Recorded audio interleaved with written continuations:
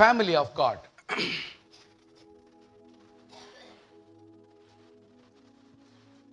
ஒரு தேவனுடைய குடும்பம், ஆவிக்குரிய குடும்பம், விசுவாசிகளுடைய குடும்பம், ரட்சிக்கப்பட்டவருடைய குடும்பம், அபிஷேகப்பட்டவருடைய குடும்பம்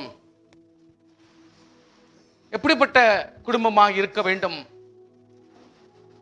மேபி வருஷத்துல எத்தனையோ நல்ல நல்ல காரியங்கள் நடக்கும் பொழுது, ஒவ்வொரு சூழ்நிலை நடக்கும் பொழுதும் அதுக்கு தகுந்த ஒரு மெசேஜ் நாங்கள் எடுத்துக்கிறது வாக்கியம். இதனால நமக்கு இன்னொரு அற்புதமான ஒரு மெசேஜ் நமக்கு கிடைச்சிடும், கான்செப்ட் கிடைச்சிடும். இன்றைக்கு ஸ்பெஷலி நேற்று மேரேஜ் ஆன அருமையை தம்பி தங்கச்சினுடைய இவங்களுடைய மேரேஜ் ஆகி இன்னைக்கு ஃபர்ஸ்ட் இந்த சர்ச்சுக்கு வராங்க ஆஸ் எ ஃபேமிலி. இந்த ஃபேமிலினா எப்படி இவங்க ஸ்டார்ட் பண்ணலாம், அதே மாதிரி இதுக்கு முன்னாடியும் ஃபேமிலியா இருக்கிறவங்க இதை புரிஞ்சுக்கலாம். அப்போ ஆண்டவர் எதை விரும்புகிறார்? ஃபேமிலினா என்னன்னு இருக்கணும்னு விரும்புகிறார். ஃபேமிலினா யாரு, அதில் எவ்வளோ சத்தியங்கள் அடங்கியிருக்குது, அது என்ன கவனமாக இருக்கணும். இன்னைக்கு ஃபேமிலியாக மாற போகிறவங்க அல்லது வாலிப பிள்ளையே நீ ஒரு ஃபேமிலியாக இருக்கணும்னா எப்படிப்பட்டவர்களாக இருக்கணும்னு இப்போ நீங்கள் பிளான் பண்ணணும். தனிப்பட்ட வாலிபனே எந்த பிளானிங் இல்லாம நீ போயிட்டு திடீர்னு கல்யாணம் பண்ணிக்காத, ரொம்ப தப்பு, டேஞ்சர். குழியில கால வைக்கிறீங்க, அதெல்லாம் தப்பு. You need to plan. நான் யாரா இருக்க போறேன், அதுக்குரிய பிளான், ப்ரிப்பரேஷன் என்ன, அதனுடைய பிளானிங் என்ன, அதனுடைய ப்ரோக்ராம் என்ன, அது எப்படிப்பட்ட சூழ்நிலையில் நான் இருக்கணும், அதுக்கு கொஞ்சம் கூட ஒரு அதர் 40-50% நான் ஆயத்து இல்லாம நான் ஒரு மேரேஜ்ல கால வச்சா என் கதி எப்படி இருக்கும்? நான் யாருக்கு பிரயோஜனமா இருப்பேன்? தாய்க்கு பிரயோஜனமா இருப்பேன், தந்தைக்கு பிரயோஜனமா இருப்பேனா, அல்லது சபைக்கு பிரயோஜனம் இருப்பேனா, தேவனுக்கு பிரயோஜனம் இருப்பேனா? We need to learn from the Bible. அதுதான் நமக்கு பேசிக் ட்ரூத்தை கொடுக்கும். ப்ளீஸ் அதை கொஞ்சம் புரிஞ்சுக்குங்க சார். வெரி ஷார்ட் மெசேஜ் தான், இருந்தாலும் ஷார்ட் மெசேஜ்னா ஒரு 40 வசனம், அவ்வளோதான், வேறு அவ்வளோதான். ஜஸ்ட் போலாம், ஸ்டார்ட் பண்ணலாமா? ஆதியாகமம் 2ஆம் அதிகாரம் 18-24 வசனங்கள் வரை நீங்க பைபிள் எடுத்து வாசிக்க வேணாம். நீங்க வாசிக்க வேணா இருந்தாலே நல்லது. சும்மா பைபிள் சும்மா வச்சிருங்க, பைபிள் அவ்வளோதான். குறிப்பு வேணும்னா எழுதிக்கலாம். ஏன்னா இங்க உங்களுடைய கான்சென்ட்ரேஷன் ஒவ்வொரு வசனத்துல சரி இம்பார்ட்டன்ட் பாயிண்ட்ஸை உங்களுக்கு நான் சொல்லி கொடுக்குறேன், அதை நீங்க கவனத்தில் எடுத்துக்கணும். பின்பு தேவனாகிய கர்த்தர், தேவனாகிய கர்த்தர், the ultimate power, ultimate பேசுறார். என்ன பேசுறார்?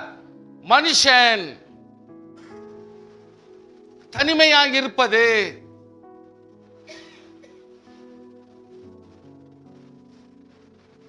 நல்லதில்லை. நான் மெதுவா கல்யாணம் பண்ணிக்கலாம், நான் அப்புறம் பார்த்துக்கலாம், கல்யாணம் இல்லாத இருந்தலான்னு இருக்கிறேன். என்ன வெளிப்பாடு இது? கர்த்தருக்கு விரோதமான வெளிப்பாடு, கர்த்தருக்கு இஷ்டமில்லாத வெளிப்பாடு, ஆண்டவர் சொல்ற பேச்சுக்கே நேர் விரோதமாய் செயல்படுகிற வெளிப்பாடு. என்ன யோசனை அது? நேரத்தை வீணாக்கிட்டு, நாட்கள் வீணாக்கிட்டு, அப்புறம் எதையோ ஒன்று பிடிச்சிக்கின்னு எப்படியோ வாழ்ந்துக்கின்னு ஆண்டவரை நிந்திச்சுன்னு இருப்பியா, விசுவாசி நிந்திச்சுப்பியா, சபையை நிந்திப்பியா, தேவனை நிந்திப்பியா? You need to understand, மனுஷன் தனிமையா இருப்பது சொல்லுங்க எல்லாரும் நல்லது இல்ல. ஏன் இந்த வார்த்தைகளை நீங்க எடுத்துக்க மாட்டேன்றீங்க? ஏன் இதுக்கு சீரியஸா எடுக்கிறது இல்ல? பிரச்சனை நம்மளே பண்ணிடுறோம், அப்புறம் நம்மளே ஆண்டவர்கிட்ட கதறி நிற்கிறதா? வேர்ட்ஸ் கொஞ்சம் நல்லா படிக்கணும். கர்த்தர் ஏன் ஸ்டார்டிங்ல ஆதியாகமத்துல கொடுத்திருக்கிறாரு? எதுக்கு கொடுக்கிறாரு? You cannot decide man, create பண்ணவர் அவரு. நீ டிசைட் பண்றதுக்கு நீ நான் கடவுளா? மரியாதை தெரியணும். வேதத்துல விளையாடக்கூடாது, வாழ்க்கையில விளையாடக்கூடாது. அவங்கவுங்க எவ்வளவு வருஷம் இருக்கணுமோ ஆண்டவர் நியமிச்ச வருஷத்துல அவங்க முடிச்சுன்னு போயிட்டே இருப்பாங்க.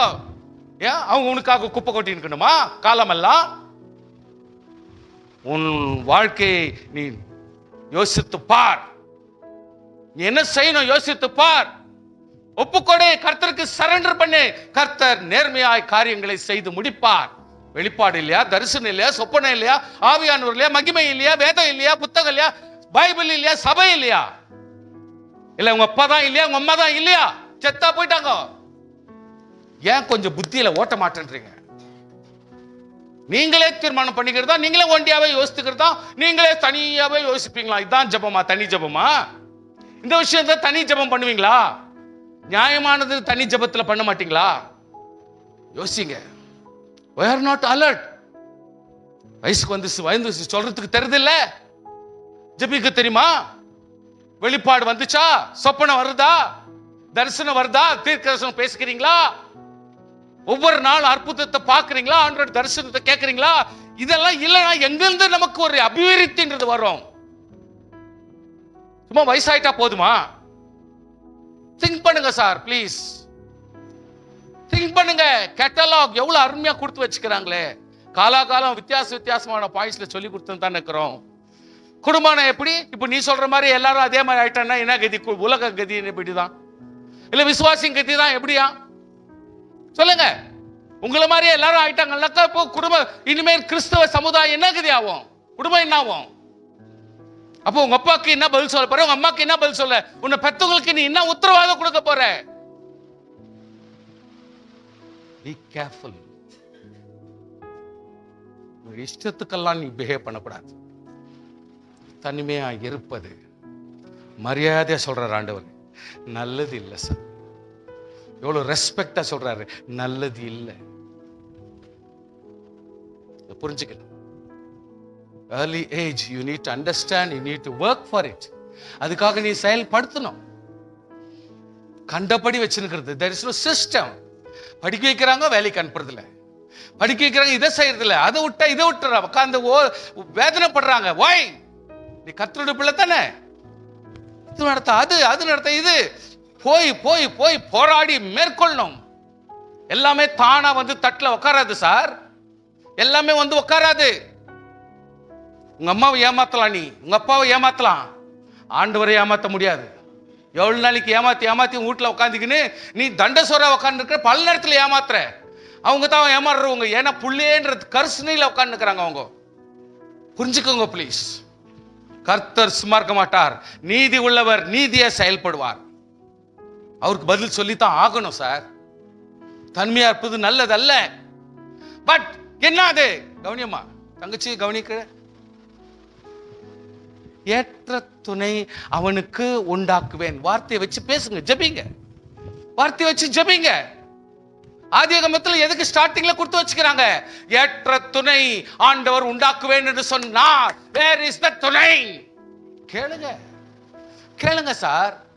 நியாயமா கேளுங்க, ஜெபியுங்க, துதியுங்க. இப்படி இருக்குன்னு கேளுங்க. நீங்களே ஒரு வடிவம் போடாதீங்க, நீங்களே ஒரு உருவம் போடாதீங்க, நீங்களே ஒரு கலர் போடாதீங்க. இது வரைக்கும் யாரும் சாதிக்கல. நீங்க ஒன்றும் சாதிச்சிட முடியாது. எனக்கு இப்படித்தான் வேணும், இப்படித்தான் கலர் வேணும், இப்படியெல்லாம் பண்ணுவெல்லாம் இன்னும் கூட நாசமா போயின்னுக்கிறான். பத்ரம். ஏற்ற துணை எதுக்காக சொல்லி வச்சாரு? அந்த ஃபார்முலா எதுக்காக போட்டு வச்சாரு? நம்மளாம் ஜெபிக்கணும் ஐயா. ஏற்ற ஏற்ற ஏற்ற அந்த மீனிங் கொஞ்சம் பாருங்க. நீ திருடினாந்தா திருடி தான் உனக்கு கிடைக்கும். ஞாபகம் பண்ணீங்க. நீ வந்து அப்படியே உத்தமனா வேணும் சொன்னா முடியவே முடியாது. கர்த்தர் ஏற்ற கொடுப்பார். நீ மோசக்காரியா இருந்தாக்கா மோசக்காரன் தான் வந்து சேர்வான். ஏற்ற ஆள் தான் ஆண்டவர் கொடுப்பார். எதை விதைக்கிறியோ அதை தான் நீ அறுக்க முடியும். So decide who you are. நான் பொல்லாதவன் இருந்தால் நல்ல கெஸ்டா செத்தா பாவம். கொஞ்சம் யோசிக்கணும் சார், எல்லாத்தையும் யோசிக்கணும் சார். சார் மேரேஜ்ன்றது என்ன பிளானிங்? ஆயிரம் என்னென்னவோ கதை கட்டுறாங்க. கஷ்டப்படிப்பா, ஐயோ வாழ்க்கையில் இதை பண்ணிப்பா அதை பண்ணி, இந்த கதையே பேசியிருந்தா. இதெல்லாம் எப்போ பேசுறது? வெறும் அந்த கதையே பேசியிருந்தீங்களே எப்போ? இவர்கிட்ட கேட்டா கல்யாணம் பண்ணி பாரு அப்படின்னாக்கா இவங்க கிட்ட கேட்டாங்க, இவங்க என்ன சொல்லிடுவாங்க?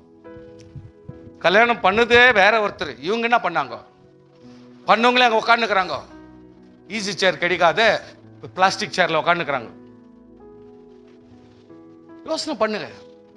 ஏற்ற துணை, ஏற்ற துணை. ஆண்டவரே கலராக்கணும், ஆண்டவரே அப்படி இப்படிக்கணும், ஆண்டவரே அப்படி டிஸ்கிரிப்ஷன் கொடுக்குற இல்ல, அதுக்கு தகுந்த மாதிரி நீ வாழ்ந்துரு சார். கர்த்தர் கொடுத்துக்கிறாரு அந்த காரியத்தை சொல்லி அதே மாதிரி ஜபியுங்க சார். ஏன் ஜெபிக்க கூடாது யார் சொன்னது? யார் ஜெபிக்க கூடாதுன்னு சொன்னது? நம்ம ஜெபிச்சு தான் ஆண்டவர் சமூகத்தில் பெற்றுக்கொள்ள வேண்டும். ஜெபிச்சு தான் கேட்கணும். சார் உண்டாக்குவேன், அவர் உண்டாக்குவேன் என்றாரு. ஊழியக்காரங்கிட்ட சம்டைம்ஸ் எனக்காக பொண்ணு பாருங்க, அவர் போக்கர், அவரு எனக்காக ஒரு பையனை பாருங்க. என்ன அது பையனா இல்ல, ஒரு நாளைக்கு எத்தனை பேரை சந்திக்கிறோம். நீ சாட்சியா இருந்தா தானே வந்து உங்ககிட்ட கேட்கறாங்க. ஐயா நீ சாட்சியா இருந்தா, உத்தமமா இருந்தா, நாளடைவில் ஒருத்தருக்கு ஒருத்தர் யார் மூலியமா வந்து கேட்கறாங்க. சார் நீங்க ஒன்றும் கெஞ்ச வேண்டிய அவசியம் இல்லை. ஊர் உலகத்துல 1000 போனா கூட உனக்காக கர்த்தர் ஏற்ற ஏற்ற ஏற்ற ஏற்ற துணை கர்த்தர் வச்சுட்டே இருக்குவார். அதுக்கு தகுந்த மாதிரி ஏற்றவர்களாம் நம்ம இருக்கணும் இல்ல? அது முக்கியம். என்னை யாரும் மதிக்கிறது இல்லை, என்னை யாரும் ரெஸ்பெக்ட் கொடுக்கறது இல்லை, என்னை யாரும் ஒரு பொண்ணா நினைக்கிறது இல்லைன்னு சொன்னா அவங்களுக்கு தகுதி இல்லை. உன்னை நினைக்கிறதுக்கு அவங்களுக்கு டைம் இல்லை. No problem. நினைக்கிற ஒருத்தர் இருக்கிறார், உன்னை குறித்து நினைக்கிற ஒரு ஆண்டவர் இருக்கிறார். அதை கொஞ்சம் புரிஞ்சுக்கோ. நீ வீட்டிலேயே மதிக்க மாட்டாங்க, சபையிலேயே மதிக்க மாட்டாங்க, வெளியத்திலேயே மதிக்க மாட்டாங்க. உன்னை வந்து ஒரு பொருளாவோ நினைக்க மாட்டாங்க. No problem man. யாரும் எங்களை புகழ வேண்டிய அவசியமே இல்லை. என் தேவனாகிய கர்த்தர் எங்களுக்காக. கை உயர்த்துங்க பார்க்கலாம்.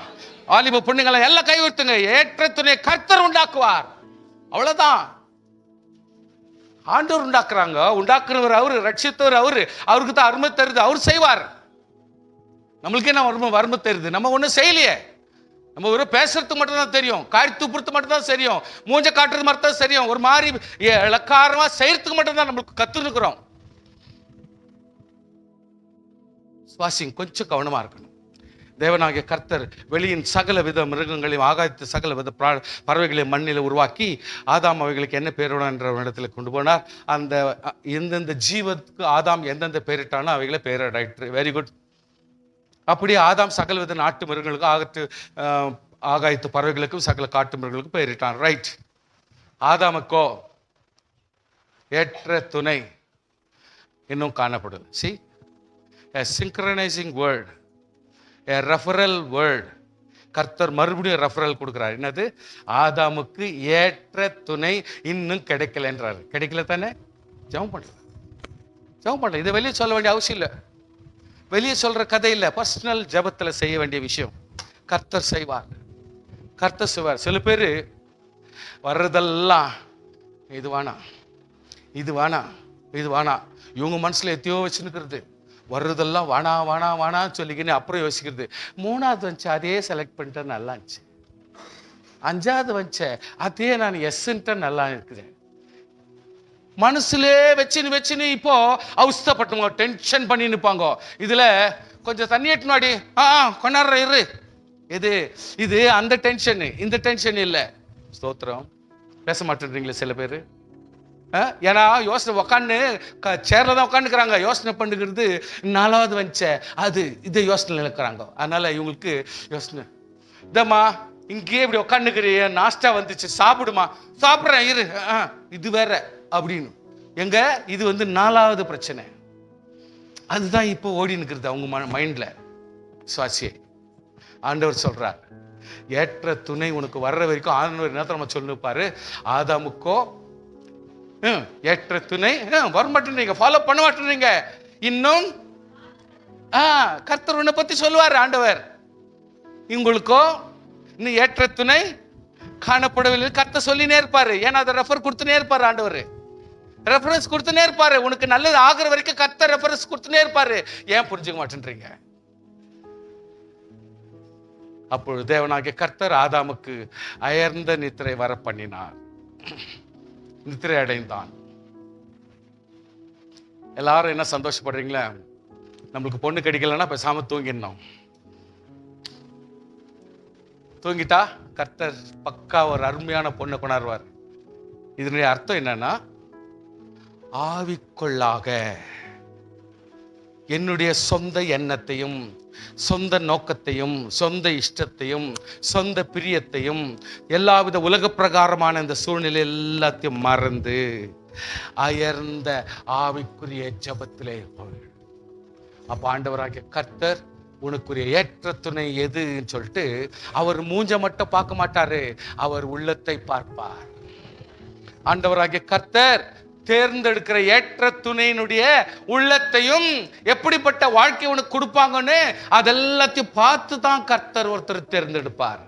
நீ அயர்ந்த நித்திரை போறதுன்னு அர்த்தம் ஆவிக்குள்ளாக நீங்க ஜெபித்து உங்களுடைய பரிசுத்தம், உங்களுடைய செயலும், உங்களுடைய கிரியையும் கர்த்தருக்கு நேர்முகப்படுத்தும் பொழுது ஆண்டவர் உனக்காகவே கிரியை செய்து உனக்கு ஏற்ற துணையை கர்த்தர் கிரியேட் பண்ணுவாரு. இதெல்லாம் ஆகுமா? ஆகிறதுனால தான் பேசினுக்கிறோம் ஐயா, இதெல்லாம் ஆகிறதுனால தான் பேசினுக்கிறோம். அவன்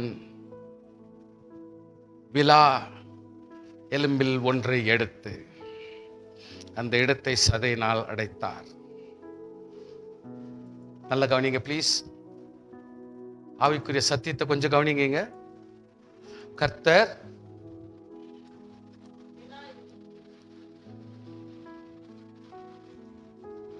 எங்கேயோ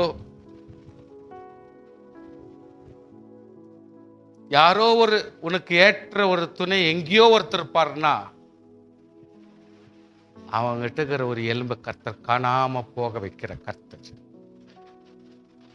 நல்ல அர்த்தம் புரிஞ்சுங்க ப்ளீஸ் ப்ளீஸ் ப்ளீஸ், இங்க வாங்க. கரெக்டா அவன் நினைப்பான், நான் ஏதோ இழந்துட்டு இருக்கிறேன். அவன் ஒரு எலும்பு காணலைன்னு அவஸ்தப்பட்டு நிற்பான். உனக்கு ஏற்ற துணை எங்கே இருக்குது? கதக்ல இருக்குதா தெரில, அது துபாயில இருக்குதா தெரில. அவனுடைய ஒரு விழா எலும்பு காணாத போயிடுச்சு. தேடுறான், எங்க என் விழா? கர்த்தாவே எங்க என்னுடைய விழா? என்னுடைய விழா ஒண்ணு எடுத்துட்டு நீ அடிச்சிட்டு அந்த விழா எங்க போச்சு? விழா இங்க இருக்குது. ஹல்லேலூயா. புரிஞ்சுக்குங்க ப்ளீஸ். அந்த விழா எலும்பு எங்க இருக்குது? அது மேட்ச் ஆகிற மட்டும் கர்த்தர் விட மாட்டார். அது கிடைக்கிற மட்டும் அவன் தாகம் தீராது. அவன் எத்தனையோ பார்த்து நிற்பான், அவனுக்கு முடியவே முடியாது. இந்த விழா கிடைக்கிற மட்டும் அவன் காத்துனே இருக்கணும்.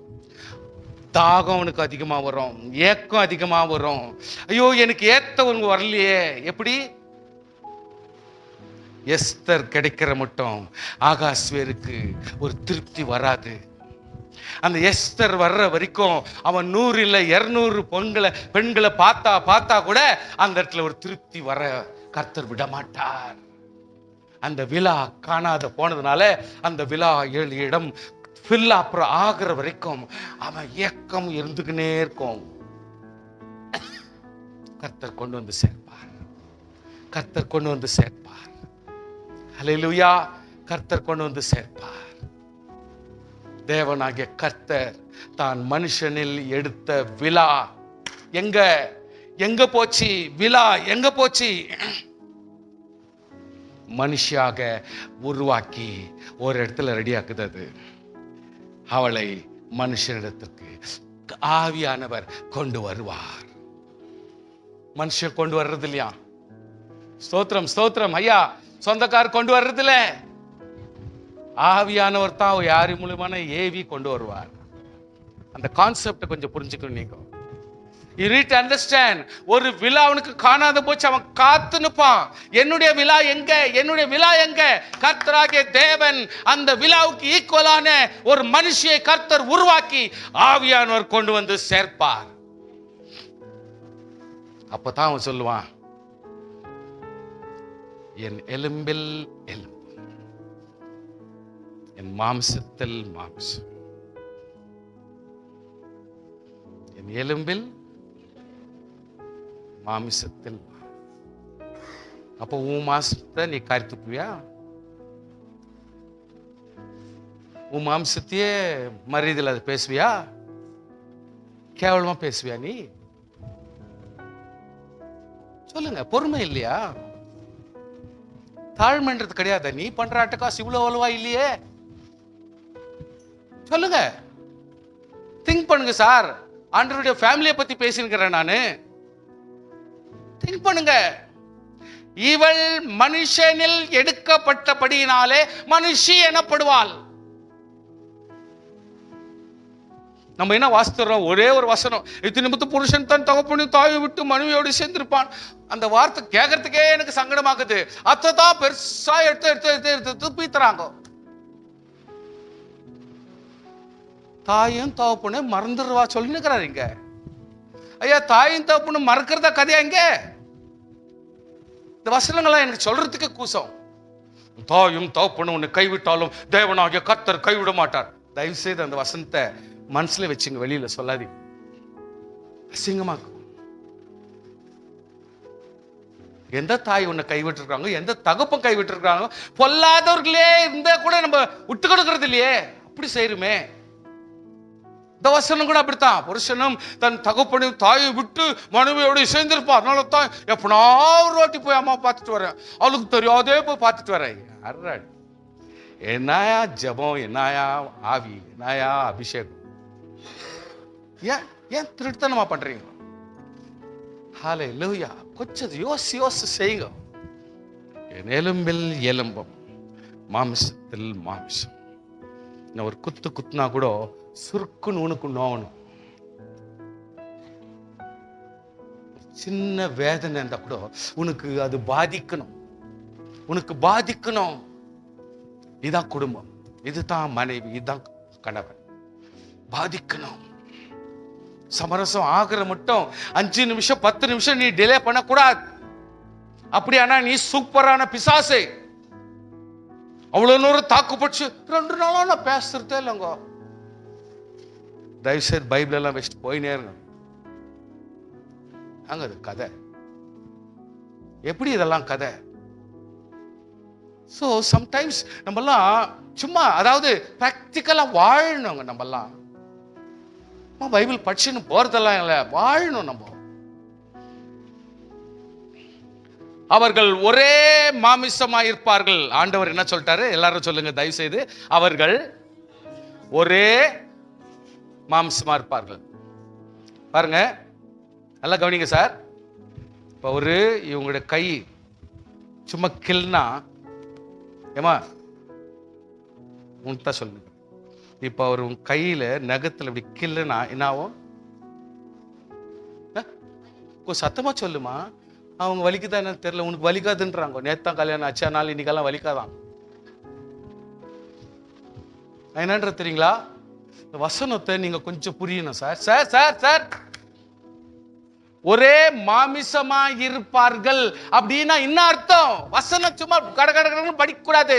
இத மெதுவா நிக்க வச்சிடணும் அந்த இடத்துல. என்னன்னா, கில்லுனா வலிக்கும்.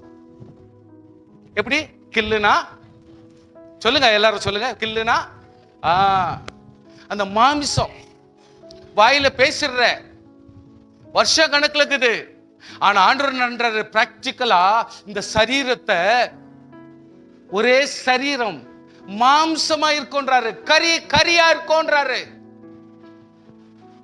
கரி நோவம், மாம்சம் நோவம். நோவா வாழ்றது கிறிஸ்தவ வாழ்க்கை அல்லன்றார் ஆண்டவர்.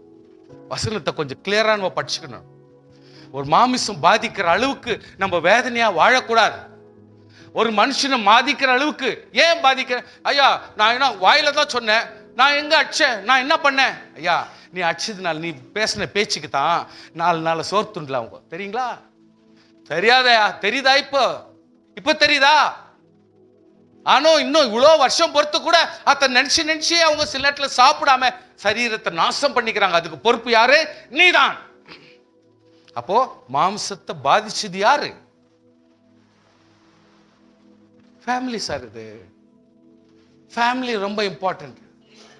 எங்க வேணா எப்படியானா வாழ்ந்துருங்க. நீங்க ஃபேமிலியில தப்பு பண்ணக்கூடாது. வேற எங்க வேணா நம்ம ஆடிடலாம், நம்ம குடும்பத்துல நம்ம ஆட்டம் ஆடக்கூடாது. வேற எங்க வேணும்னா நீ அட்டகாசம் பண்ணிடலாம், தான் குடும்பத்துல அட்டகாசம் பண்ணிட்டு நீ சந்தோஷமா நல்லவனா வாழ்ந்துடணும்னா முடியவே முடியாது.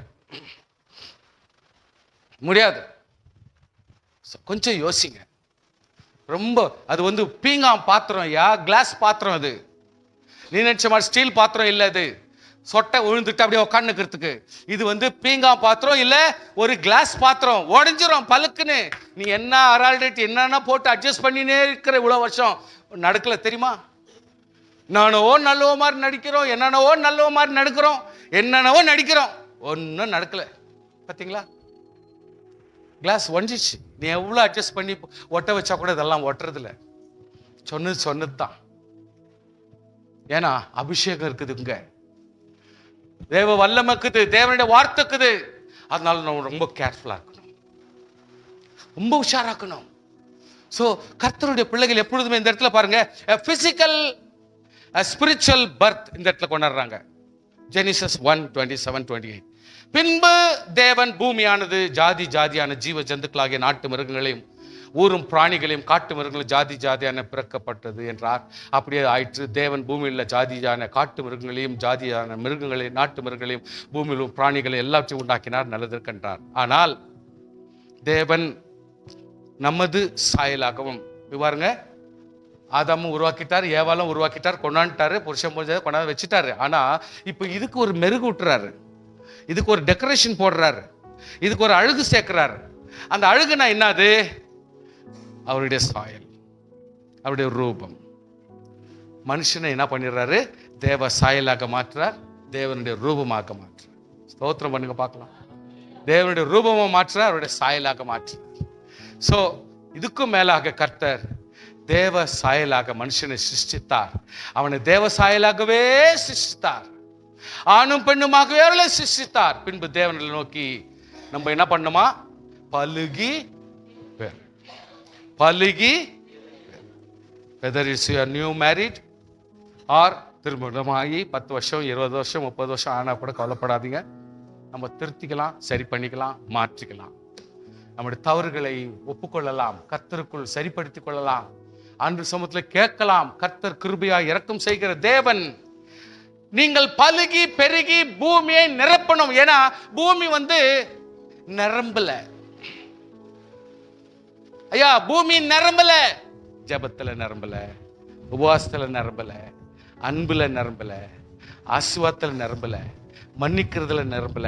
இப்படி ஒவ்வொன்றா சொல்லினே போலாம். உலகம் இன்னும் ரொம்பல, இன்னும் நிரம்பல.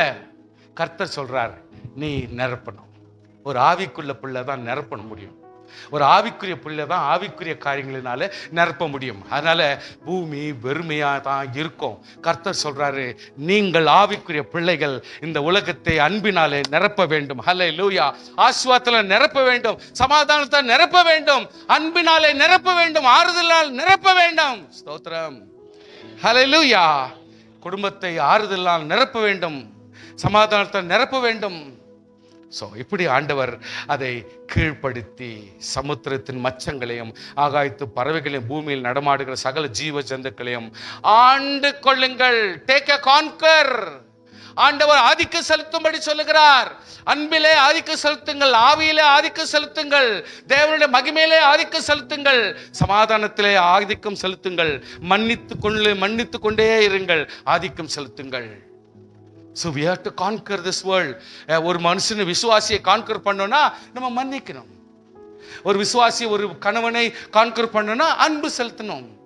இப்படி ஒவ்வொரு செயலாலே நாம் கான்கர் பண்ணாவிட்டால் செயல்படுத்த முடியாது. கர்த்தர் தேவன் அவர்களை ஆசீர்வதித்தார். நம்மை ஆசீர்வதிக்கிறவர் யாரு? கர்த்தர். கர்த்தர் கண்டிப்பா ஆசீர்வதிக்கிறார். ஆனா நம்ம ஃபார்மாலிட்டி பிரகாரம் நம்ம என்ன பண்றோம்? பிள்ளைங்களை நம்ம ஆசீர்வதிக்க ஜெபிக்கிறோம். கர்த்தாவே இவர்களை ஆசீர்வதியும் ஜெபிக்கிற ஒரு கோட்பாடு ஆண்டவர் சொல்றார், நம்ம செய்யறோம். ஆனால் அதை மதிச்சு கர்த்தர் ஆசீர்வாதத்தை கூட்டி கொடுக்கிறார். அதான் உலகத்துல நம்ம செய்யற செயல். ஆனால் லிட்டரலா நீங்க பாத்தீங்கன்னா தேவனாகிய கர்த்தருக்கு கீழ்ப்படிகளை ஆசீர்வதிப்பார். பின்னும் தேவன், இதோ பூமியின் மேல் எங்கும் விதை தரும் பகல பூண்டுகளையும் விதை கனிமரங்களையும் சகல விருட்சங்களையும் உங்களுக்கு கொடுத்தேன், அவைகள் உங்கள் ஆகாரமா இருப்பதாக. கர்த்தர் ஆகாரத்தை கூட கொடுக்கிறார். Be happy. ஐயா, சந்தோஷப்படுங்க. எந்த காய் வேணும்னு நீங்க போய் மார்க்கெட்ல இங்க எடுத்துக்கலாங்க. எந்த பழம் வேணும்னா நீங்க எடுத்துக்கலாம்.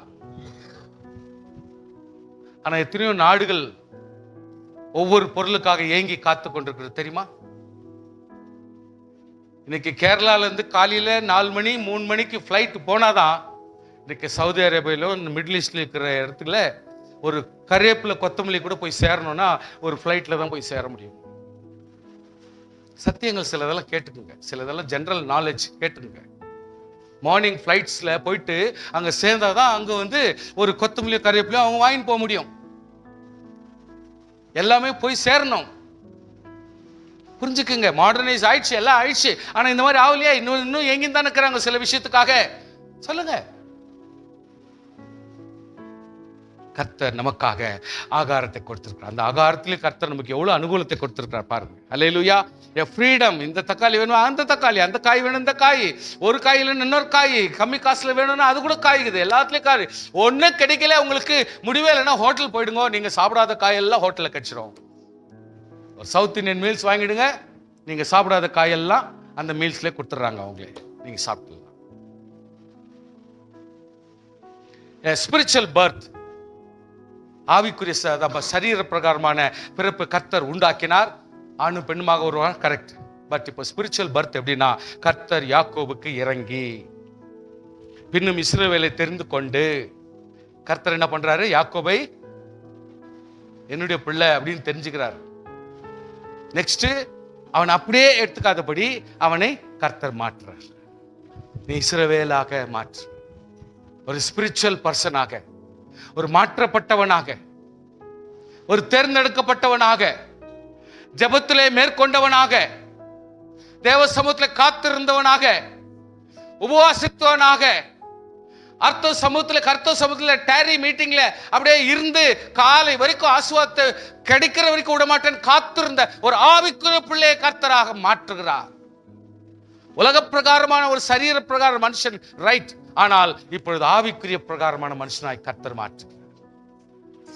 So spiritual birth, a spiritual transformation, ஒரு மாற்றப்பட்ட ஒரு மனுஷனாய் கர்த்தர் நம்மை மாற்றுகிறார். அவர்கள் தேசத்திலே தாபரிக்க பண்ணுவார். அந்நியரும் அவர்களோட சேர்க்கையாகி யாக்கோபு வம்சத்தோட கூடிக்கொள்வார்கள். ஜனங்கள் அவர்களை அழைத்து கொண்டு போய் அவர்களை ஸ்தானத்தில் விடுவார்கள். இஸ்ரவேல் வம்சத்தால் கர்த்தருடைய தேசத்தில் அவர்களை வேலைக்காரர்களை கையாண்டு தங்களை சிறையாக்கி தங்கள் ஒடுக்கினவர்களை ஆளுவார்கள். சோ கர்த்தருடைய பிள்ளைகளுக்கு ஆளுகையும் கர்த்தர் கூட்டு கொடுக்கிறார். ஆளுகை உலக மனுஷன் பண்ணலாம். ஆனா இன்றைக்கு நமக்கு தான் சுதந்திரம். இவ்வளவு சாப்பாடு இருந்தாலும் திருப்தியா சாப்பிட்டு கர்த்தருக்கு ஸ்தோத்திரம் பண்றோம். ஹல்லேலூயா. சில பேர் திருப்தி ஆகுறதுல அவஸ்தைப்படுறாங்க இன்னைக்கு உலக ஜனங்க. எவ்வளவு சாப்பிட்டாலும் திருப்தி ஆக மாட்டேங்குது. கர்த்தருடைய பிள்ளைகளுக்கு திருப்தியை கொடுக்கிறார். கர்த்தருக்கு ஸ்தோத்திரம். இதோ சகோதரர் ஒருமித்து வாசம் பண்ணுகிற எத்தனை நன்மையும் இன்பமானது. அது ஆரோனின் சிரசின் மேல் ஊற்றப்பட்டு அவனுடைய தாடியிலே வடிகிறதும் அவனுடைய அங்கிகள் மேல் இறங்குகிறதுமா நல்ல தைலத்துக்கும் எர்மோன் மேலும் சீயோன் பர்வதத்தின் மேல் இறங்கும் பனிக்கும் ஒப்பா இருக்கிறது. கர்த்தர் என்னென்றைக்கும் ஆசீர்வாதத்தை ஜீவனை கட்டளையிடுகிறார். இந்த வசனத்தினுடைய அர்த்தத்தை நான் சொல்றேன். என்னன்னா, ஒரு விசுவாசி சரீர பிரகாரம் பிறக்கிறான், சரீர குடும்பமா மாறுறான். அதே நேரத்தில் அவன் ஆவிக்குரிய பிள்ளையாவும் மாறுறான். ஆனால் இந்த மனுஷனுக்கு, ஒரு குடும்பத்திற்கு, விசுவாசிக்கு தேவைப்படுது முக்கியமான விஷயம் அபிஷேகம். இந்த அபிஷேகம் எப்படின்னா, ஆரோனின் தலையில ஊத்தும் பொழுது அது வெறும் தலைமறிக்கும் போயிடுற மாதிரி இல்லை. உன்னுடைய தாடியும் உன்னுடைய சரீரத்தினுடைய ஒவ்வொரு துணியும், உன்னுடைய துணியிலிருந்து உன்னுடைய சரீரத்தினுடைய கடைசி டோ வரைக்கும் உன்னுடைய அபிஷேகம் இறங்கி வர வேண்டும். ஸோ the அபிஷேகம் என்றது all aspects of a personal living. மனுஷனுடைய வாழ்க்கையில் ஒவ்வொரு பாகத்திலும் இருக்கக்கூடிய அபிஷேகம் அவனை ஆசீர்வாதத்துக்குள்ளாக நடத்த முடியும். ஸோ ஒரு விசுவாசிக்கு அபிஷேகம்ன்றது ஜஸ்ட் ஆஸ் இட் இஸ் இருக்கு, அவ்வளவுதான் அப்படின்றதெல்லாம் எடுத்துக்கூடாது. Now the family, the ultimate purpose of the family, when you know that purpose, it can be transformed. Your family relationship, குடும்பம் பந்தங்களோடும் சகல விதமான ஐக்கியத்தோடும் சகல விதமான ஒவ்வொருடைய பிணைப்புகளோடும் இணைக்கப்பட்டு குழந்தைகளும் பெரியவர்களும் யார் யார் ஒருத்தர் எல்லாம் சேர்ந்து ஒரு பந்தங்களாக மாறி ஒரு கூட்டணியாய் பெரிய பலத்தை, அவர்களுக்கு பெரிய ஆரோக்கியத்தை, ஒருத்தருக்கு ஒருத்தர் ஜெபிக்கிற ஜெபத்தினுடைய பாண்டிங், ஆறுதலின் பாண்டிங், சமாதானத்தின் பாண்டிங், ஒரு தைரியம் கொடுக்கிற ஒரு பாண்டிங், வேலையை பகிர்ந்தெடுக்கிற பாண்டிங், இப்படி பல பாண்டிங் ஒன்னா சேரும் பொழுது குடும்பம் வலு பெறுகிறது. ஹல்லேலூயா. நீங்க எவ்வளவு நாளைக்கு உன்னுடைய தகுதியான நேரத்தை, நாட்களை நீங்கள் கழித்து போடுங்களோ அவ்வளவு நாளும் உன் குடும்பம் பாதிக்கும் என்பதை மறந்து போக வேண்டாம். Your family will suffer till you decide something. And சில பேர் என்னன்னுவாங்க, நான் எல்லாம் வீடெல்லாம் கட்டி நல்ல வேலை எல்லாம் பார்த்து எல்லாம் முடிக்கிற மட்டும் நான் கல்யாணம் பண்ணிக்குவேன்னு சொல்லிக்குவாங்க. அதுக்கு இடம் 30 தாண்டி போயிடும். எப்படி பேலன்ஸ் பண்றது தெரியாது. வாழ்க்கையில முக்கியமானது அன்பு. வாழ்க்கையில் இதுக்கு மேல முக்கியமான, அபிஷேகத்துக்கு மேல முக்கியமானது அன்பு. அன்பு நீடிய சாந்தம், தயவு உள்ளது, அன்புக்கு பொறாமை இல்லை. அன்பு எப்படின்னா இதான், சாந்தம், தயவு உள்ளது, நீடிய சாந்தம், தயவு உள்ளது, அன்புக்கு பொறாமை இல்லை, இவ்வளவுதான். ஆனா இது என்ன செய்யாது, அது செப்பரேட்டா படிக்கணும். அன்புக்கு பொறாமை இல்லை, அது செப்பரேட்டா படிக்கணும். அன்பு தன்னை புகழாது, இருமாப்பாரது, நான் சொல்லாது, அயோகமானது செய்யாது, தற்பொழிவை நாடாது, சினமடையாது, கோபம் வராது, தீங்கு நினையாது, அவ்வளவுதான். அது என்ன நினைக்காது அதான். ஆனா அதனுடைய உண்மையான குவாலிட்டி என்னன்னா, அநியாயத்தில் சந்தோஷப்படாமல் சத்தியத்தில் சந்தோஷம். அன்பு எப்பொழுதுமே அநியாயத்தில் இஷ்டப்படாது, அநியாயத்துக்கு குஷி வராது, அநியாயத்துக்கு சிரிக்காது, சத்தியத்துல தான் சந்தோஷம். எதெல்லாம் தாங்கும், எதெல்லாம் தாங்கும், சகலவற்றையும் தாங்கும். ஸ்தோத்திரம். சகலவற்றையும் தாங்கும், சகலவற்றையும் விசுவாசிக்கும், சகலவற்றையும் நம்பும். ரொம்ப ரொம்ப நல்ல விஷயம் என்னன்னா, சகலவற்றையும் சகிக்கும். ஒரு மனுஷனுக்கு இருக்கிற ஒரு மேலான குவாலிட்டி எதுன்னா, ஆவிக்குரிய பிள்ளைங்களுக்கு சகிக்கும். Very very important. இந்த குடும்பத்தினுடைய ஒரு பாங்கு, மனப்பான்மை எப்படி இருக்கணும்னா, நீர் தங்கும் இடத்தில் நான் தங்குவேன், உம்முடைய ஜனம் என்னுடைய ஜனம், உம்முடைய தேவன் என்னுடைய தேவன், உன்னுடைய மரணம் என்னுடைய மரணம். கைத்தட்டி ஸ்தோத்திரம் பண்ணுங்க பார்க்கலாம். ஹல்லேலூயா, ஹல்லேலூயா. சுவாசியே, எபேசியர்ல படிக்கிற மிகுந்த தாழ்வும் சாந்தமும் நீடிய பொறுமை உடையவர்களாய் அன்பிலே ஒருவர் ஒருவர் தாங்கி சமாதான கட்டினாலே ஆவியின் ஒருமையை காத்துக் கொள்வதற்கு ஜாக்கிரதையாயிருங்கள். உங்களுக்கு உண்டான அழைப்பிலே நீங்கள் ஒரே நம்பிக்கையில் அழைக்கப்பட்டது போல, ஒரே சரீரம், ஒரே ஆவி, ஒரே கர்த்தர், ஒரே விசுவாசம், ஒரே ஞானஸ்நானம், ஒரே தேவன், ஒரே பிதா, எல்லார் மேலும் எல்லாரோடும் உங்கள் எல்லாருக்குள்ளும் இருக்கிறவர் கிறிஸ்துவனுடைய ஈவன் அளவுக்கு தக்கதாக நம்ம அவனவனுக்கு கிருபை அளிக்கிறார். ஸ்தோத்திரம், ஹல்லேலூயா. நம்ம எல்லாருக்கும் கர்த்தர் கிருபை அளிக்கிறார்.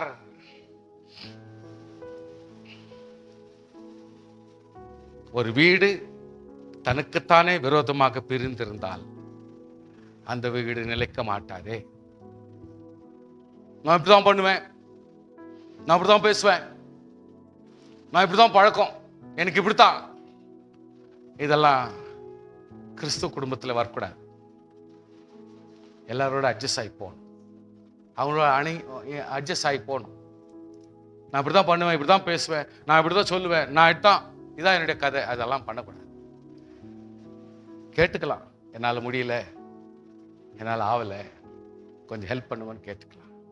மேலும் நீங்கள் எல்லாரும் ஒருமனப்பட்டவர்களாய், குடும்பத்தில் இருக்கிறவங்க ஒரு மனம், இரக்கமுள்ளவர்களும் சகோதர சிநேகம், மன உருக்கமுள்ளவர்களும் இணக்கமுள்ளவர்களாக இருக்கணும். தீமைக்கு தீமையும் உதாசீனத்துக்கு உதாசீனம் சரி கட்டவே கூடாது. எப்பவுமே அவங்க தப்பு பண்ணிட்டாங்கோ, நான் தப்பு பண்ணுவேன், அவங்க காரி துப்பிட்டாங்கோ, அவரை கேட்கிறான் பார் அவளை அப்படின்லாம் சொல்லக்கூடாது. சரி கட்டுறதெல்லாம் வரக்கூடாது. கர்த்தர் ஆசீர்வாதத்தை சுதந்தித்துக் கொள்ளும்படி அழைக்கப்பட்டவர்களார் என்று அறிந்து ஆசீர்வதியுங்கள். ஹல்லேலூயா. ஆண்டவர் நம்மை ஆசீர்வதிக்கிறவர்களாய் கர்த்தர் வைச்சிருக்கிறார் என்று புரிந்து எல்லாவற்றையும் சகித்து ஒப்புக் கொடுப்பது நல்லது. அவருடைய ஆவியிலே உள்ளான மனுஷனில் வல்லமையாய் பலப்படும். விசுவாசத்திலே கிறிஸ்து உங்கள் இருதயங்களை வாசமா இருக்கும்.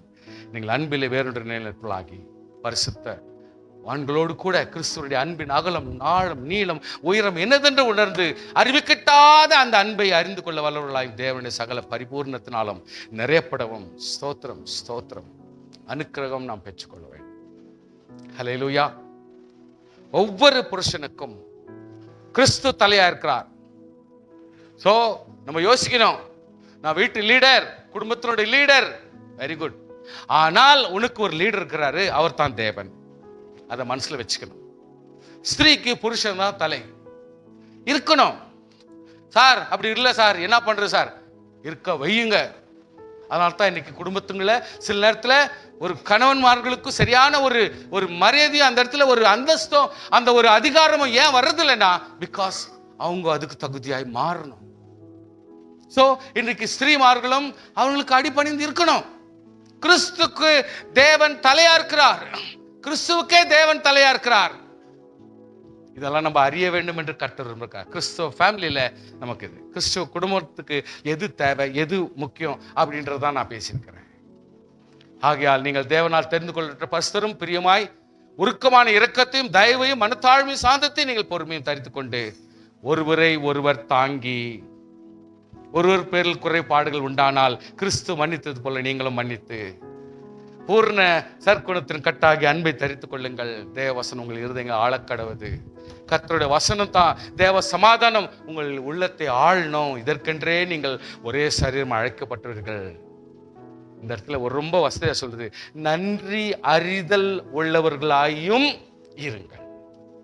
நன்றி அறிதல் உள்ளவர்களும் இருங்கள். வார்த்தையிலும் கிரியையிலும் நீங்கள் எதை செய்தாலும் அதை கர்த்தருடைய இயேசு நாமத்தில் செய்து முன்னிலை பிதாவுக்கு முன்பாக ஸ்தோத்திரம் பண்ணுங்கள். சொந்த ஜனங்களையும் விசேஷமாக தன் வீட்டார் விசாரியாமல் போனால், ஒரு குடும்பத்துல என்ன ஆச்சு, உடம்பு சரியில்லைன்னு சொல்லி நிற்கிறாங்க. ஐயோ எப்ப பாரு உடம்பு சரியில்லைன்னு சொல்லி நிற்கிறாங்க. நம்ம என்னத்துக்கு கண்டுக்கிறது, கேட்க போனா பெரிய பிரச்சனை ஆயிடும் அப்படின்னு சொல்லிட்டு சில பேர் கேட்கவே மாட்டாங்க. நம்ம விசாரிக்கணும். என்ன உடம்பு சரியில்லையா, யாரு கேட்கணும். நம்ம உடம்பு சரியில்லையா, ஹாஸ்பிட்டல் போலாமா, ஜெபிக்கலாமா, துதிக்கலாமா. சில இடத்துல டிசிஷன் பண்ணுவாங்க, நோ 2 நாள்ல பார்த்துருக்கிறேன், ரொம்ப கஷ்டமாக்குது, போமா போய் ஜெபம் பண்ணிக்க போ. வீட்டுல நடக்கிற விஷயத்த சொல்லி நிற்கிறேன் நான். வீட்டுல ஒரு மனுஷன் உடம்பு சரியில்லைன்னா உடனே அவங்க ஜெபிக்கிறாங்க. அதுக்கு தகுதியாய் தாய் தகப்பன் இருக்க வேண்டும். அப்பொழுது அந்த ஆண்டவர் சுகத்தை கொடுக்கிறார். சில நேரத்துல சம்டைம்ஸ் பிசாசனுடைய கிரிய மாதிரி இருக்கும். மூஞ்சி தூக்கி நிற்கும், ஒரு மாதிரி கோபமாவே பார்க்கும், ஒரு மாதிரி இங்க இதை சொன்னா அதை செய்யும், அதை சொன்னா இதை செய்யும். நீங்க உடனே அந்த இடத்துல கூப்பிட்டு ஒரு தாய் தகப்பன் கை வச்சு ஜெபம் பண்ணுங்க. இன்னைக்கு நடக்கிற விஷயத்துங்களை பேசியிருக்கிறேன். தொட்டு ஜெபம் பண்ணுங்க. இன்ஸ்டன்டா உடனே அவங்களுடைய ஆக்ஷன் மாறும், முகம் மாறும், செயல் மாறும், அவங்களுடைய ஸ்பீடு கூட மாறிடும். எஸ் சார், கண்டிப்பா சார், நான் சொல்லுகிறது கரெக்ட். செய்யணும். விசுவாசத்தை மறுதலித்து ஆயிடுவோம், விசுவாசிகள் கெட்டவனும் ஆயிடுவோம். நம்ம குடும்பத்தை விசாரிக்கணும், மனைவி விசாரிக்கணும், கணவன் விசாரிக்கணும், குடும்பத்து பிள்ளைகளை விசாரிக்கணும், சபை விசாரிக்கணும். என்ன இருக்கிறீங்க, எப்படி இருக்கிறீங்க, நல்லா இருக்கிறீங்களா, என்ன தொந்தரவு, பெரிய காரியத்தை செய்ய முடியல, பண காரியத்தை பெரிதா செய்ய முடியல, அட்லீஸ்ட் என்னன்னு விசாரிக்குங்க. கர்த்தர் செயல்படுவார்.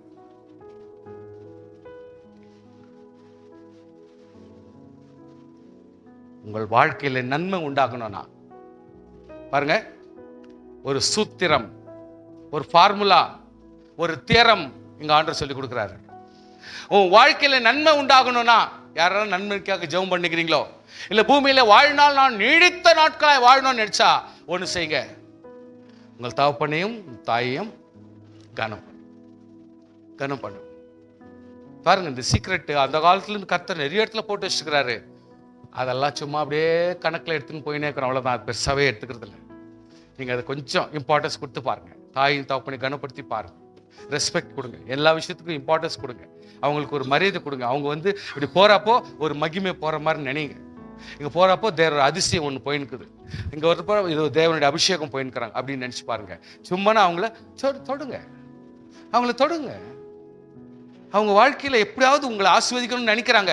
அவங்க தொட்டிகள்லாம் போதும், அந்த அபிஷேகம் உங்ககிட்ட டிரான்ஸ்ஃபர் ஆகும், சுகம் டிரான்ஸ்ஃபர் ஆகும். உன் வாழ்நாள் நீடித்திருக்கணும்னா, நீ சுகமா இருக்கணும்னா, சிம்பிள் மேட்டர் அங்கே இருக்குது, நம்ம வீட்டிலே இருக்குது. நம்ம மேட்டர் சுகமும் ஆயுசும் எங்க இருக்குது? நம்ம வீட்டிலே இருக்குது. எல்லாத்தையும் கர்த்தர் கூட்டி கொடுப்பார். அவ்விசுவாசியான புருஷன் தன் மனைவியினால் பரிசுத்தமாக்கப்படுகிறார். எப்படி இருக்குது வசனம் எப்படி இருக்குது பாருங்க. அதாவது என் புருஷன் சரியில்லை, சரியா ரட்சிக்கப்படல, அவங்க எல்லாம் இன்னும் சரியான இதுல வரல, அதுல வரல, இதே வரல, குற்றப்படுத்தினே இருக்காத. உன்னுடைய சாட்சி, உன்னுடைய பேச்சு, உன்னுடைய உத்தமம், உன்னுடைய ஜபம், உன்னுடைய பொறுமை, உன்னுடைய மன்னிப்பு, உன்னுடைய தாழ்மை, உன்னுடைய தாங்குது, உன்னுடைய சகிப்பு இன்றைக்கு அவங்களை ரட்சிப்புள்ளவர்களாக மாற்றிடும். நீங்க அப்படிப்பட்ட ஒரு சூழ்நிலையில நீங்க மாட்டிருந்தீங்க, டோன்ட் வரி, ஈஸி. அவ்விசுவாசியான மனைவியும் தன் புருஷனால் பரிசுத்தமாக்கப்படுகிறாள். பாத்தீங்களா, வைஸ் வர்சா எவ்வளவு ஈஸியா இருக்குது பாருங்க. அவங்களால இவங்க திருந்தா இவங்களால திருந்த வாய்ப்பு இருக்குது.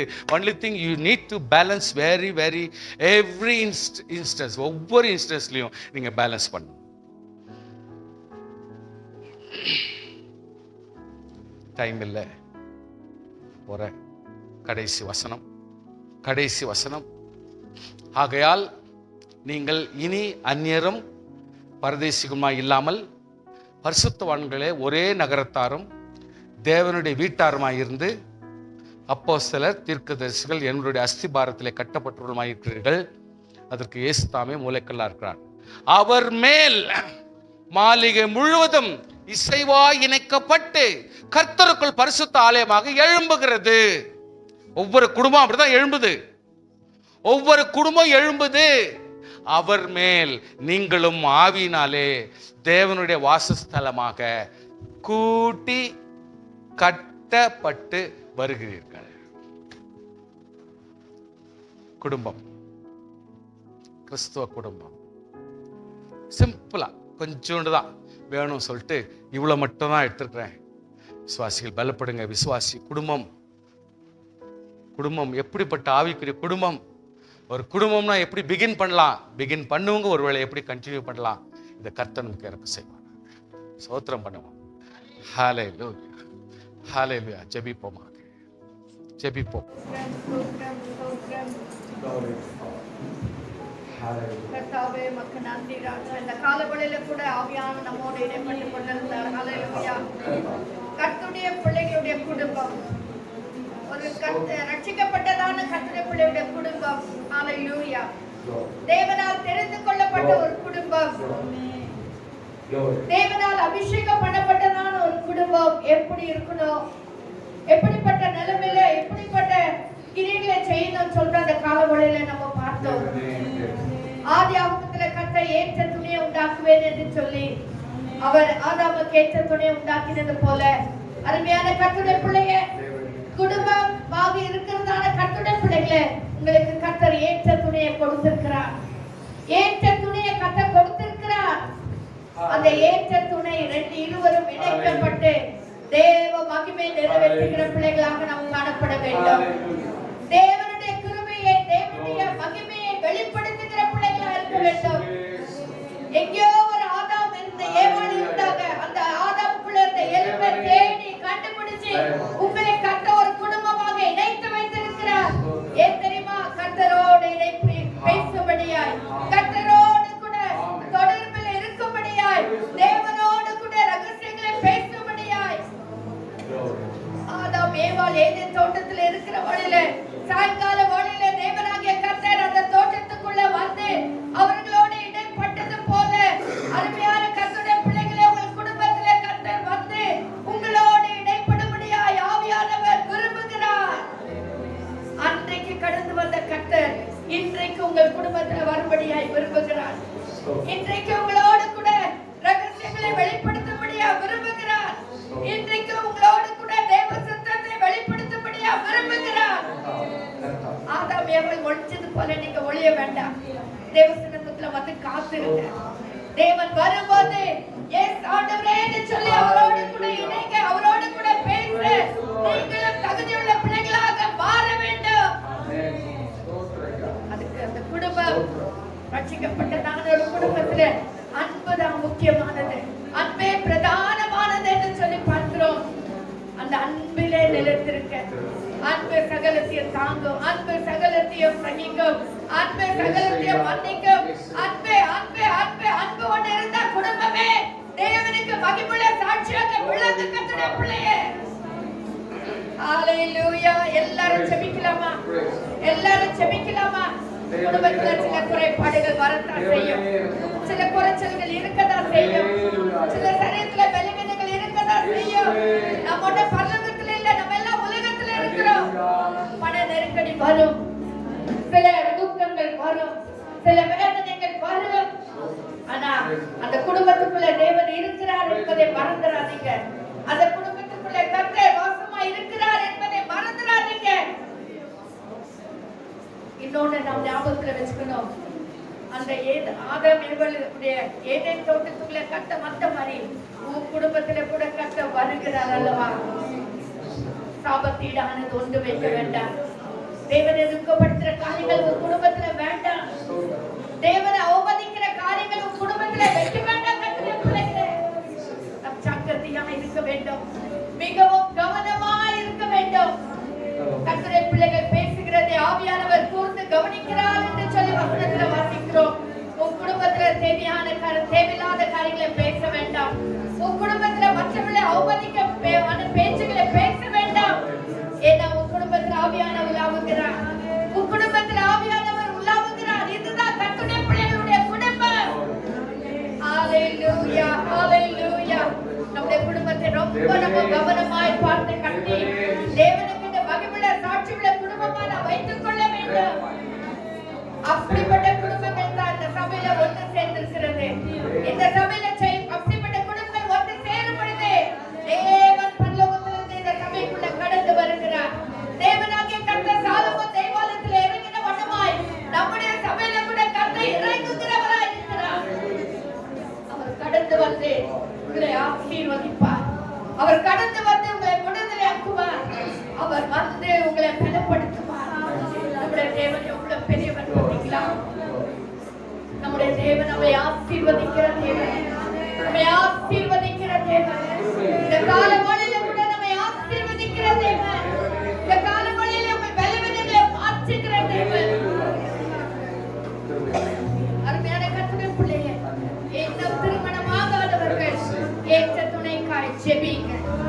ஏற்ற துணைக்காய் ஜெபிங்க. நடக்கிற காரியத்தை பார்த்துக்கலாம், அது நடக்கும். அப்படி கேர்லெஸ்ஸா விடாதீங்க. நீங்க ஜெபிக்க ஆரம்பிங்க, ஜெபிக்க ஆரம்பிங்க. கர்த்தர் கொண்டு வருவார். ஹalleluya. ஏற்ற துணையை கர்த்தர் கொடுப்பார். நாட்களை நல்ல நாட்களை வீணாக்கி விடாதீங்க. நல்ல நாட்களை வீணாக்கி விடாதீங்க. கர்த்தருடைய சமூகத்துல காத்திருங்க, ஜெபிங்க. கர்த்தர் வெளிப்பாடை கொடுப்பார். ஹalleluya, ஹalleluya.